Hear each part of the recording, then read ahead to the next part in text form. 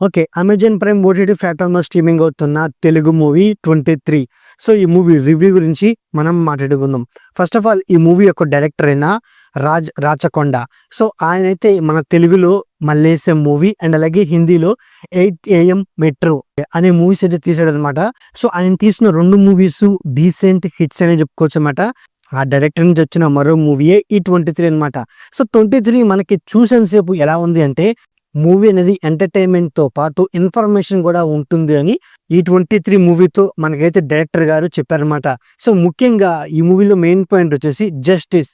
అసలు జస్టిస్ అనేది అందరికీ ఈక్వల్‌గా అయితే ఉంటుందా? లేదా?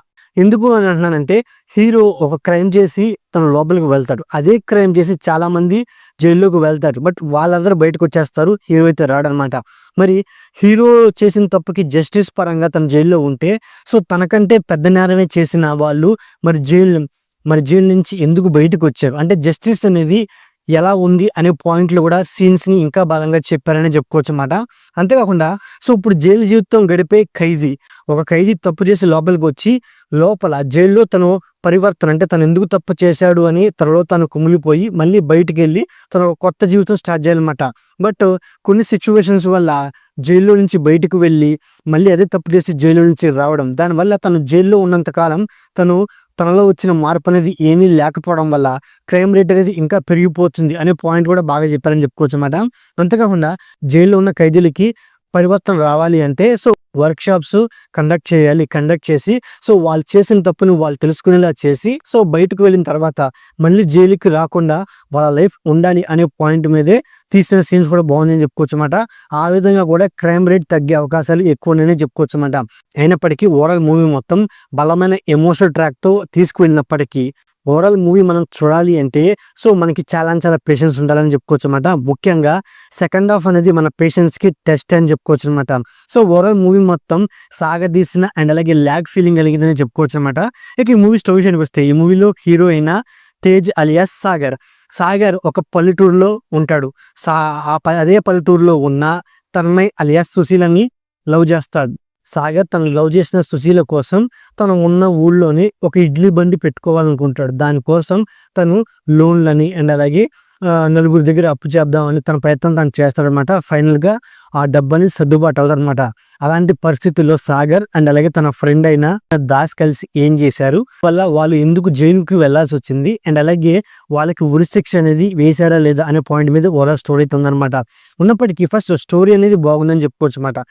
దాని తర్వాత మెయిన్‌గా అంటే ఏంటి ఒక క్యాస్ట్ పరంగా వేరేగా చూస్తారు. జైల్లో ఉన్నా సరే క్యాస్ట్ పరంగానే పనులు అప్పచెప్తారనే పాయింట్ కూడా చాలా బాగా చెప్పారనమాట. ఎందుకంటే సో, జైల్లో ఉంటే అందరూ ఈక్వాలిటీయే. బట్ అలాంటి టైంలో కూడా ఒక క్యాస్ట్ పరంగానే పనులు అప్పచెప్పడం అండ్ అలాగే జైల్లో కూడా ఒక లైబ్రరీ ఉండడం అండ్ అలాగే ఆ లైబ్రరీలో వర్క్షాప్స్ పెట్టి ఖైదీల్లో పరివర్తన తీసుకురావడం అండ్ అలాగే ముఖ్యంగా సో, ఆ ఖైదీల్లో పరివర్తన రావాలి అంటే జైలర్ కూడా ఒక మంచి వ్యక్తి అయి ఉండాలనే పాయింట్ కూడా క్లారిటీగా చెప్పుకుంటూ వచ్చారనమాట. అయినప్పటికీ ఓవరాల్ మూవీలో నాకు ఎమోషనల్‌గా బాగా ఎంగేజ్ చేసింది ఏంటంటే క్లైమాక్స్ పోర్షన్. క్లైమాక్స్‌లో హీరో తన కూతుర్ని అలా టచ్ చేస్తాడనమాట. సో, ఈ సీన్ మీరు ఆన్ స్క్రీన్ చూస్తేనే అర్థమైందనమాట. సో, తను టచ్ చేసినప్పుడు సో, తను ఫీల్ అయ్యే అనుభూతి రియల్‌గా నేను కూడా ఫీల్ అయ్యాననమాట. సో, అంతలాగా మూవీ ఎంగేజ్ చేసిందని చెప్పుకోవచ్చనమాట. ఇక క్లైమాక్స్‌లో ఉండే ఒక చిన్న ట్విస్ట్ మనకైతే చాలా రిలీఫ్ అయ్యి ఉండిద్దని చెప్పుకోవచ్చనమాట. అయినప్పటికీ ఓవరాల్‌గా మూవీలో అంటే ఏంటి ఒక జస్టిస్ గురించి, క్యాస్ట్ గురించి అండ్ అలాగే ఒక ట్రూ లవ్ గురించి చాలా అనే పాయింట్ల మీదే చాలా బలంగా చెప్పుకుంటూ వచ్చారనమాట. బట్ ఓవరాల్ మూవీ అనేది రియలిస్టిక్‌గా అండ్ అలాగే కాస్త సాధ్యతగా ఉండడం మూవీకి పెద్ద మైనస్ అని చెప్పుకోవచ్చనమాట. అండ్ అలాగే ఒక లవ్ అండ్ అలాగే ఎమోషనల్ డ్రామా అని చూడాలి అనుకుంటే ఈ 23 మూవీ అనేది ఒకసారి ట్రై చేయొచ్చు అనమాట. ఇక ఈ మూవీ యాక్టింగ్ విషయానికి వస్తే ఈ మూవీలో యాక్టర్ అయిన సాగర్ క్యారెక్టర్ ప్లే చేసిన తేజ తన క్యారెక్టర్‌కి మంచి డెప్త్ ఉన్నప్పటికీ బట్ తన యాక్టింగ్ కూడా బాగున్నప్పటికీ కొన్ని సిచ్యువేషన్స్‌లో అంటే కొన్ని ఎమోషనల్ సీన్స్‌లో తన ఫేస్ ఎక్స్‌ప్రెషన్ అనేది ఒకేలా ఉండడం కాస్త మైనస్ అనిపించింది అనమాట. తేజ్ యాక్టింగ్ అనేది టూ గుడ్ అని చెప్పుకోవచ్చు అనమాట. అండ్ అలాగే సుశీల క్యారెక్టర్ ప్లే చేసిన తన్మయ్ తన యాక్టింగ్ కూడా టూ గుడ్ అని చెప్పుకోవచ్చు అనమాట. అండ్ అలాగే ఈ మూవీలో తాగుబోతు రమేష్ గారు అండ్ అలాగే మిగతా యాక్టర్స్ కూడా వాళ్ళ యాక్టింగ్ పర్ఫార్మెన్స్ అనేది టూ గుడ్ అని చెప్పుకోవచ్చు అనమాట. అయినప్పటికీ ఈ మూవీ యొక్క బ్యాక్గ్రౌండ్ మ్యూజిక్ కూడా నాకు సోసగా ఉందని చెప్పుకోవచ్చు అనమాట. సినిమాటోగ్రఫీ మెయిన్‌గా అంటే ఏంటంటే ఇది 90s జరిగే స్టోరీ కాబట్టి ఆ కాలంలో ఉన్న అట్మాస్ఫియర్‌ని చాలా బాగా ప్రెజెంట్ చేశారు. మెయిన్గా ఎమోషన్ యొక్క ఫీలింగ్ని ఎక్కడ మిస్ కాకుండా ఫ్రేమ్ బై ఫ్రేమ్ మనకి చాలా బాగా ఎంగేజ్ చేశారని చెప్పుకోవచ్చు అనమాట. ఇక ప్రొడక్షన్ వైస్ నా పరంగా సోర్స్ కూడా చెప్పుకోవచ్చు అనమాట. సో ఓవరాల్గా ఇదండి 23 మూవీ రివ్యూ. సో నా రివ్యూ నచ్చితే వీడియోకి ఒక చిన్న లైక్, అలాగే మన ఛానల్ని సబ్స్క్రైబ్ చేసుకోండి. Okay, thank you all.